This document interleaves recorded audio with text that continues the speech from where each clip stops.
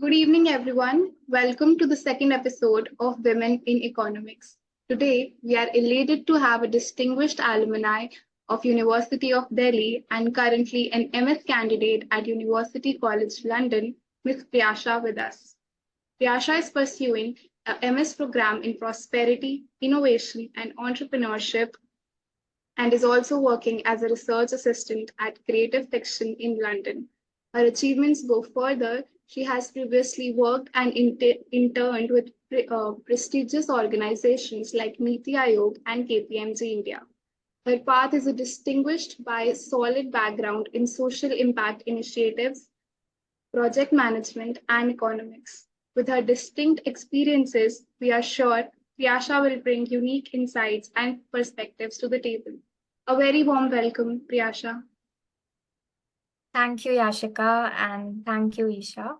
And along with that, thank you to Arzu ma'am for having me on this platform and giving me the opportunity to share my experiences. And I hope that through this interview, I'm able to inspire a lot of the women and, aspiring economists.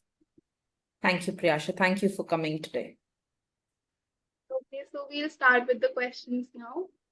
Going through your LinkedIn profile, I realized that you are truly dedicated and committed to what you do, and you could succeed in any domain. So, what inspired you to particularly choose economics? Thank you so much for your kind words, Yashika.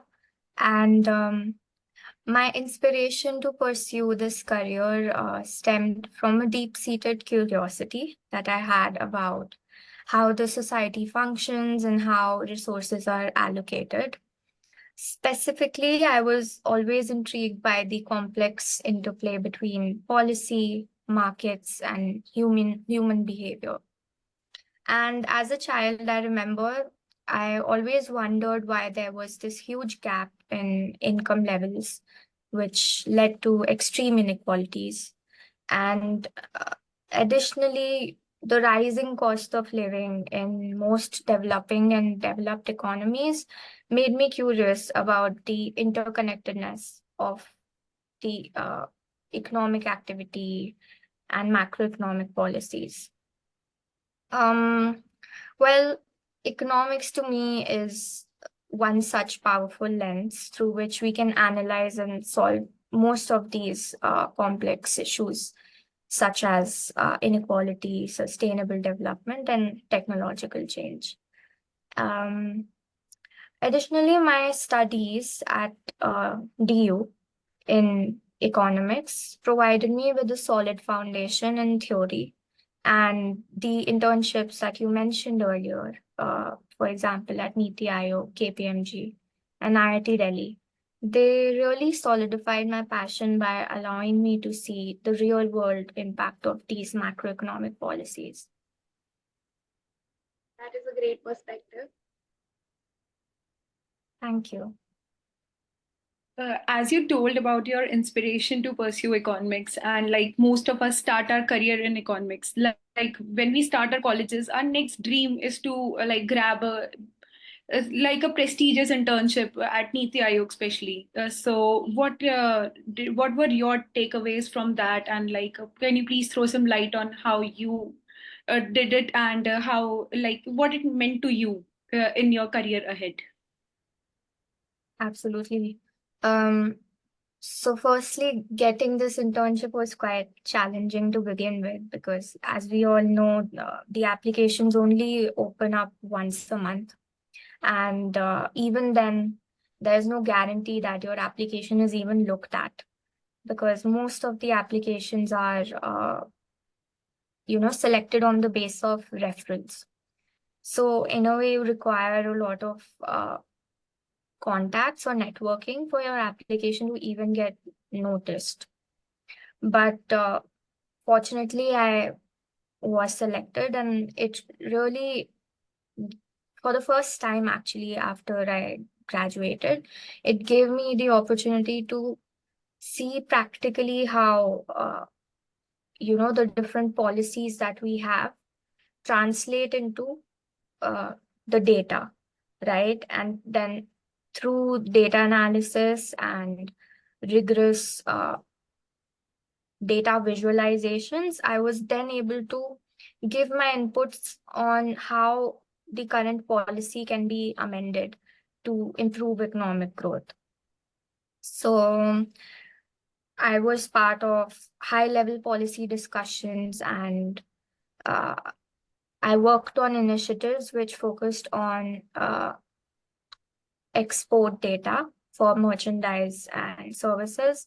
And to do that, I used a lot of data bank services which are quite exclusive to begin with. So, for example, MEIA and CEIC. And I think having that access to that data, because to begin with, you require a corporate license to access that data. It is not individually available. So I think through Niti Aayog, I had this unique opportunity to access that data and then come up with insights. So in a way, this experience not only deepened my understanding of how economics is in practice, but it also highlighted how, we require interdisciplinary approaches to address these complex problems, because the team that I was working with, everybody came from a different background and a different specialization in economics. So each team member brought in cross-disciplinary and interdisciplinary perspectives, which really enriched the discussion and understanding of how, we would want the policy to look like in the future. Again, I also learned a lot about how to make decisions which are data-driven and backed by facts. So all of this, it helped understand how these decisions actually take place in the real world and in government institutions.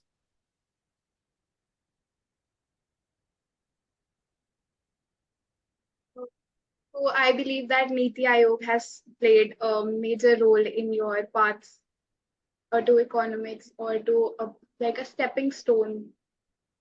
Yes. Okay. Moving ahead, being a student of Delhi University, we all know how Delhi University functions, and it is quite flexible. The schedule is quite flexible here. But how has been the transition for you from Delhi University to London, to abroad? So the transition has been quite exciting, but at the same time quite challenging as well. And I think Delhi University provided me a diverse cultural environment that prepared me for the rigors of an international academic setting. However, adjusting to a new country and an entirely new educational system required adaptability and resilience. And the journey to securing offer letters from top universities in the UK, to securing an international student visa, and sorting out accommodation, especially in London, has been quite complex and required consistent efforts for months on end. However, I think I'm lucky enough to have the support and guidance of my mentors and family, and also I took the help of several consultancy services like SIUK, which made the process a bit less tedious, I would say. I found that there is an emphasis on independent research, critical thinking, and interactive learning in the UK, which is, in contrast with the more structured and end of the year examination focused approach in that we see in DU. And I think overall it's been a really steep learning curve for me, and with a really diverse international cohort of students. I've really had the opportunity to widen my horizon when it comes to looking at a particular social issue from a variety of perspectives, really. And so I think having this global network of peers has really equipped me with how to firstly work in teams, and secondly, really have a diverse and well-rounded perspective so that you can come up with solutions which are not just one-dimensional in nature, but addresses the root cause of the problem. Yeah, like providing better exposure and more perspectives. Yes, exactly.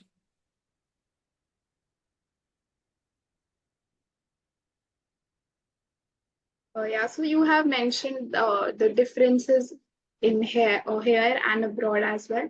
But are there any teaching differences, like differences in the teaching methodologies? Yes, absolutely. So, although there is greater flexibility back in India, I found that here you have a lot of opportunities in terms of extracurricular and co-curricular activities that you can really um, indulge in. So, for example, back in India, we used to have classes every single day, almost every single day, and they happen for, let's say, 4 to 6 hours, depending on how many subjects you have in a day. But here, for example, we have 3 to 4 modules or subjects that we take up in a term, and only once a week uh, classes for those modules happen. And those classes are usually for 2 hours or so. So, in a way, you get a lot more time to invest in extracurricular, co-curricular, as well as internships in comparison to back in India when I was pursuing my undergrad. Secondly, I would say that there's greater emphasis on critical thinking and application rather than rote learning. So when we're having our lectures, we do it in a case study method way. So instead of having like a structured syllabus which focuses on theoretical courses and knowledge, we look at case studies. And through those case studies, we learn concepts. And then I think we have a lot more group discussions here and group projects, which, encourages us to apply the theory that we're learning to real world scenarios. Then for my course specifically, we did not have any examinations. So we had assignments which were individual and group project based. So in a way, these were more continuous, I would say, and it really focused on high level order thinking and application of knowledge, because the assignment questions were not very straightforward. And so a lot of critical thought went into, writing those answers. Additionally, I would say that there's a significant focus on independent research and academic writing. So, you really have to create a very unique perspective that you're presenting in your assignments. Otherwise, it's very difficult to get a distinction in your assignments. And unlike back in India, here I've seen that a lot of people even fail assignments. So, the shift in how you approach a question, that I think has been the biggest difference in the teaching methodology and how we're assessed. It sounds challenging as well as exciting. Yes, absolutely.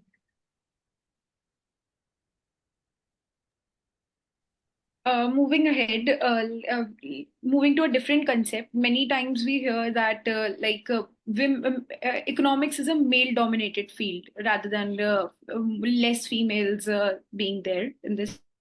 So, in the changing times, like now we have having a podcast titled as "Women in Economics" and all. So, how do you see the changing times and the role of women in economics in the upcoming years and the next decade? Yes, I think I absolutely agree that to an extent it is male dominated. But I would say that in the past decade or so, we've had a lot of women who are, now engaging and pursuing economics. For example, if we see in, the teachers that we had in Indraprastha College for Women, most of them were women. So that says something about the progress we've made as a country and, the increase in engagement of women in economics. But I would say that definitely there's still scope for a huge improvement because, uh, of course, we as privileged students only get to see how a certain privileged section of the society has progressed, right? So there are still many women who don't get the opportunity to uh, complete their education and therefore pursue economics. So I'm acutely and uh, critically aware of that, which is why I think that we need to firstly have girls engage in proper education and ensure that they're completing their education, because most of them drop out due to societal issues and stereotypes and just the belief that certain sections of society has that women are not meant to study or work, and that um, they would rather engage in non-economic activities like household chores or taking care of a family. But I think that we are likely to see a diversification in research interests and a broadened perspective on economic discourse as more women come into this field. And I would say that as more women take on the leadership roles in, say, academia, policy, and industry, they will be instrumental in shaping the world of future economic research and policy making. However, achieving this gender parity will require continuous efforts to address the structural barriers that women have, which include bias and discrimination. There's a lot of scope of improvement for sure. Yes. Having said that, we have come a long way and there's still a long way to go. But do you think that women face any specific challenges in conducting and publishing economic research?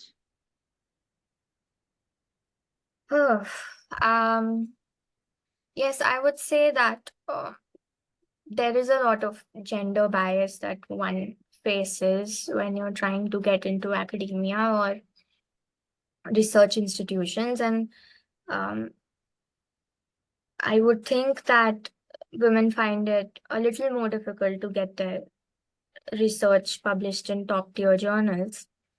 And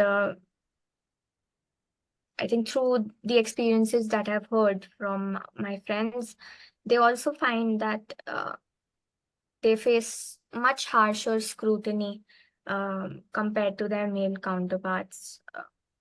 Additionally, I've noticed that although there has been some improvement, but women are quite underrepresented when it comes to editorial boards and, let's say, decision-making positions, which can really limit their influence on the publication process.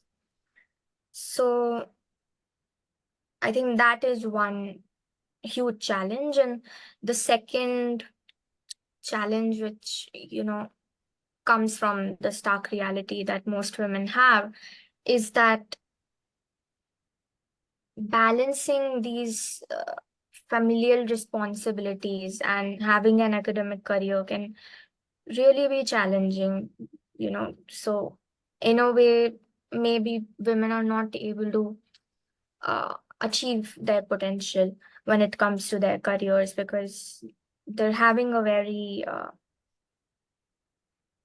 divided focus and they have to take care of a lot of responsibilities.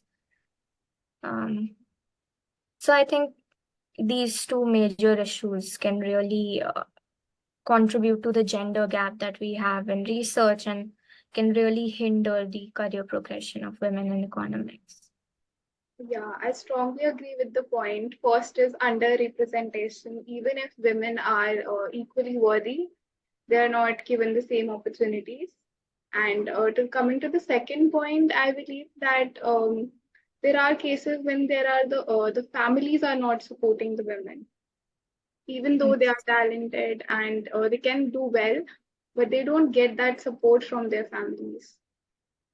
Yes, unfortunately, that is how the reality for most of the women in India, at least, is like. And I hope that things change. I hope that people really change their perspective on what women are capable of doing, and that families and society support women in the coming times. Yeah, so what do you think that academic and research community can do to support women better, like some suggestive measures, or if you could provide that?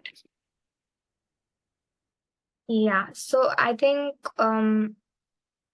firstly, more mentorship support can be given to women because for many women, when they come into this field, it's very new to them, and there is a lot of information gap that exists due to lack of proper guidance. So I think one way we can fill that information gap is by providing more mentorship programs and networks that connect women with experienced professionals who are already in the field, who can then provide expert guidance, support, and opportunities for collaboration. Secondly, I would say, which, this point connects to the gender bias that we discussed earlier.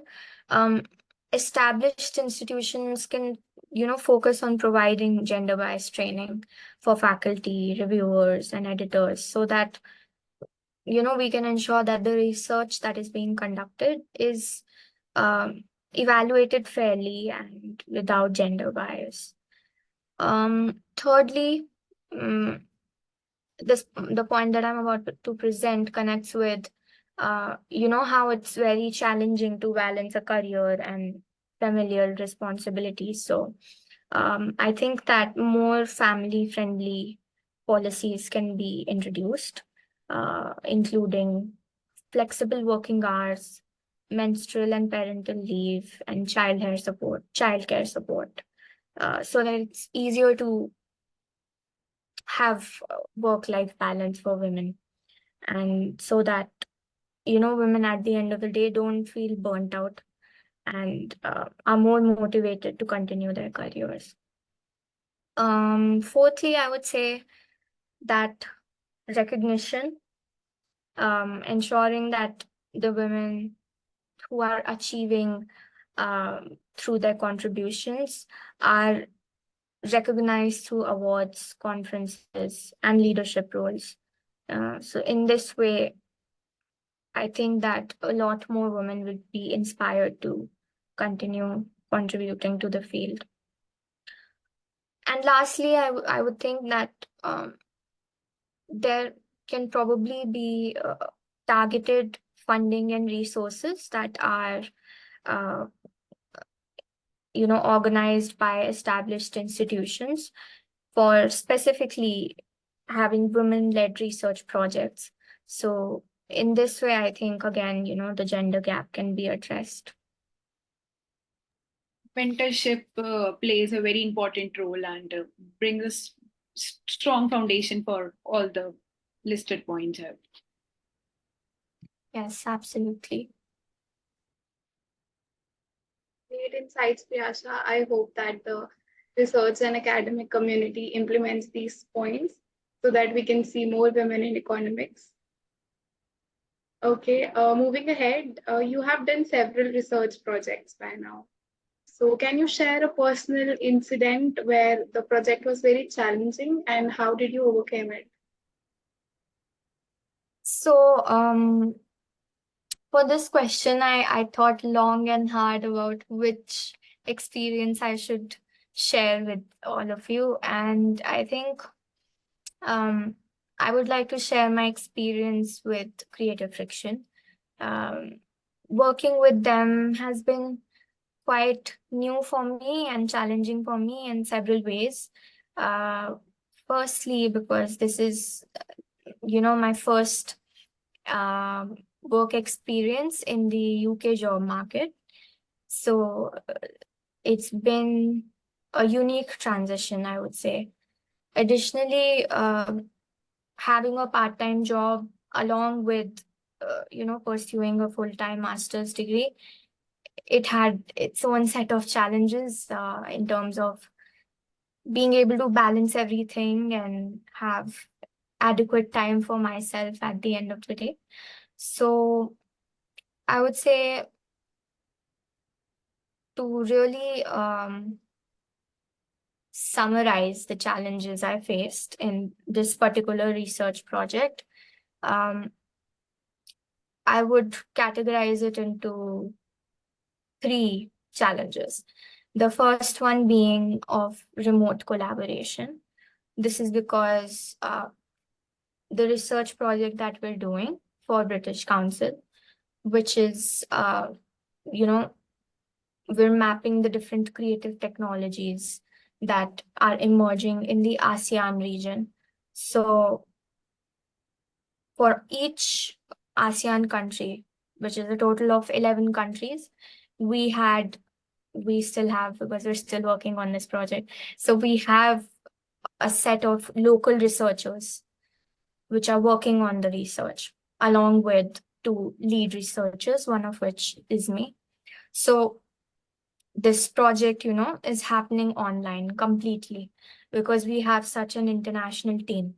So one of the challenges that I faced was of remote collaboration and, being able to coordinate with everyone from different time zones.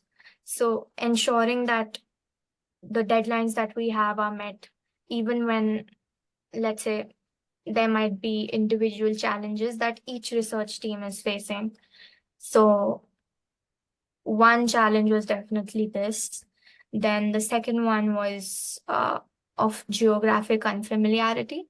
I had never really worked with people from the ASEAN. So I had to learn a lot about their unique culture and their unique working style. So this was another challenge in the beginning. Additionally, working with people who are quite elder to me and being at a leadership role was a bit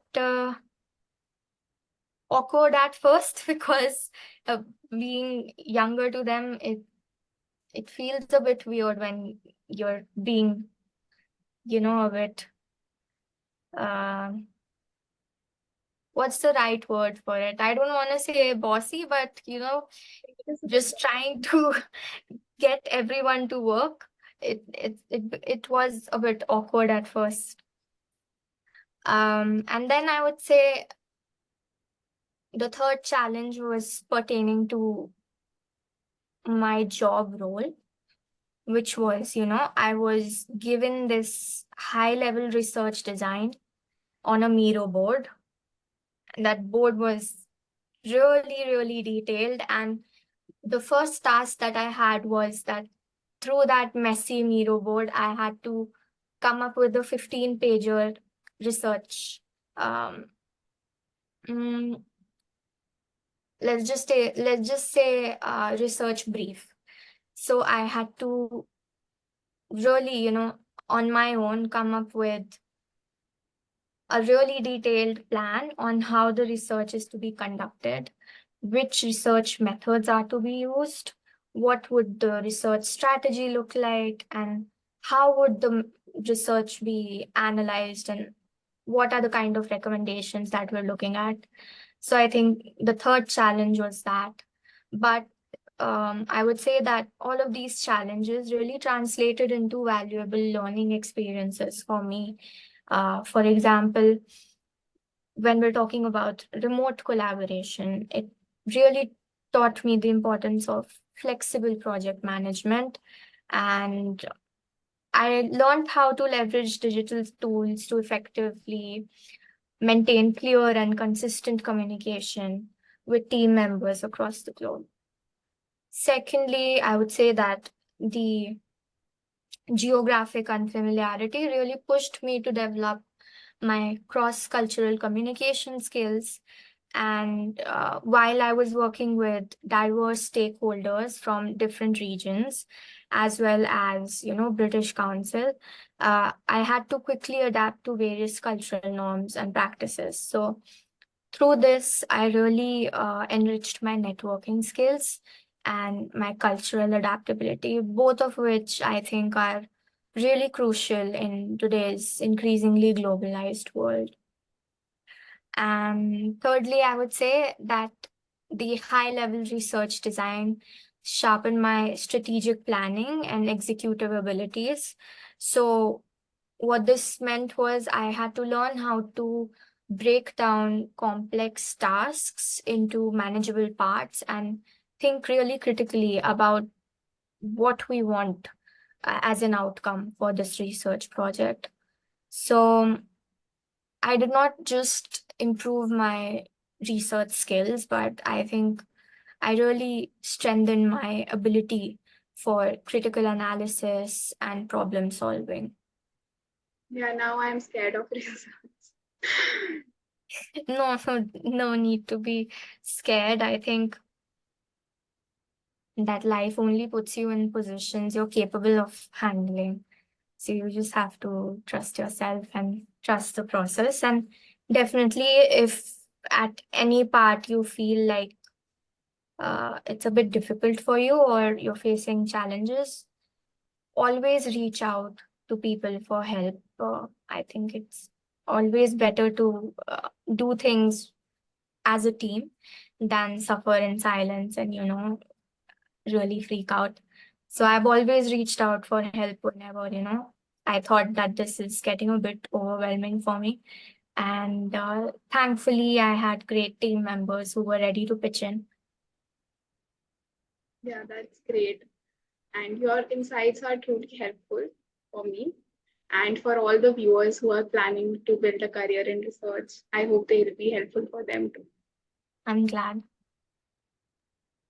Like hearing so much from you and how you are now being an inspiration to many for sure now. So who has been your inspiration in the field of economics? Like who you see as your inspiration from the women of economics? I think one of the most inspiring contributions is by Eleanor Ostrom, who was the first woman to win the Nobel Prize in Economic Sciences. And actually, Arzu ma'am was the one who taught us about her in public economics. So I remember that very vividly. But her research on the governance of common resources challenged the conventional wisdom of the tragedy of the commons and demonstrated how communities can effectively manage resources without top-down regulation. So she's one of my inspirations. And I would say another inspiring figure is Esther Duflo, who also won a Nobel Prize for her work in development economics, and particularly on her use of randomized control trials to assess the effectiveness of social programs. So I would say why these two women in particular inspire me is because they have not only advanced say, economic theory, but also provided practical solutions to global challenges, which I think has not just been inspiring for me, but also a new generation of economists.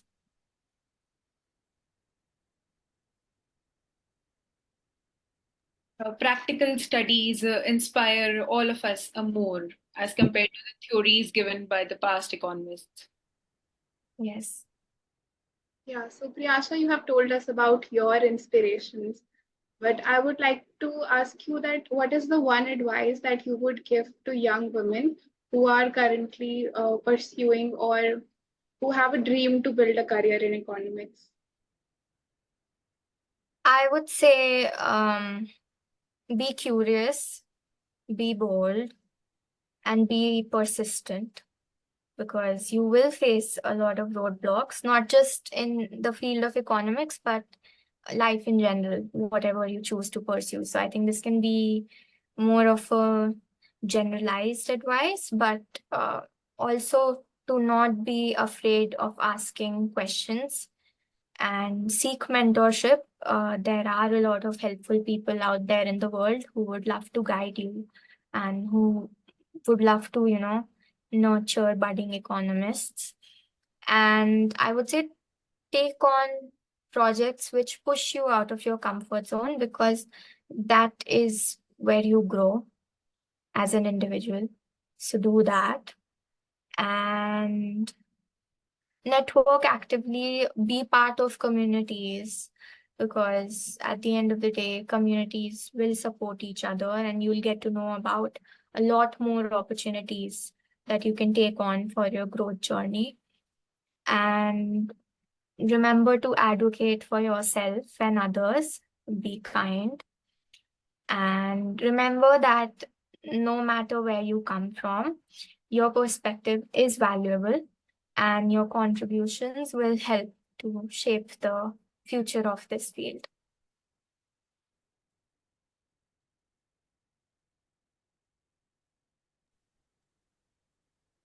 Thank you so much, Priyasha. Thank you so much for joining us today on this episode of Women in Economics. It was our honor to have you here, and I hope that your perspective and your opinions have opened a lot of minds, and it will help guide many young people, and they'll be more into pursuing economics for their future studies. Thank you so much. Thanks a lot once again. Thank you so much for having me. It was really a pleasure to reflect back on my journey and share my experiences with you all today. Thank you. Thank you so much, Priyasha. So, I think economics is one field where we can talk about gender biasness, about social upliftment via books. We can actually teach how to go ahead and, remove these problems. And that's the beauty of economics. Very recently, we have been, I was just teaching this to a few of my students where we talked about in detail about, how slowly we have done some social upliftment and how the mentality of people is changing, and how women have now entered the workforce. So it is so beautifully incorporated that we talk about women in economics, and economics itself helps us to uplift people. So I somehow find this very intriguing that the field of economics is very, very vast, and it is something that can actually lead to upliftment. And that is something I see in you. Let me tell both of you that, Priyasha has always been very, very active in her college life also. She has she was among the front benchers also, and I think she was the class CR also, right? So she's Yeah. always been very active, and it feels very nice when you see, people, especially your own students turning into beautiful women, confident women, and capturing the world and going to greater heights. And I somehow wanted to go ahead and, reach out to a greater audience and tell them what women can do in economics. And I think now also many times when, you go back, I mean, Of course, it does not happen in all the families, but in many families, when you go back and you tell that you want to pursue a career in economics, people do not understand. So I think it is now the time that we go ahead and we take this revolution ahead and we tell them what economics is all about. Absolutely, ma'am. And thank you for your touching words. It's, it really is, it means a lot to me, having this encouragement and appreciation from you. And I feel motivated to do more. So thank you so much, ma'am. Thank you. Thank you, everyone, today for taking out time on this weekend. Thank you. Take care. Bye.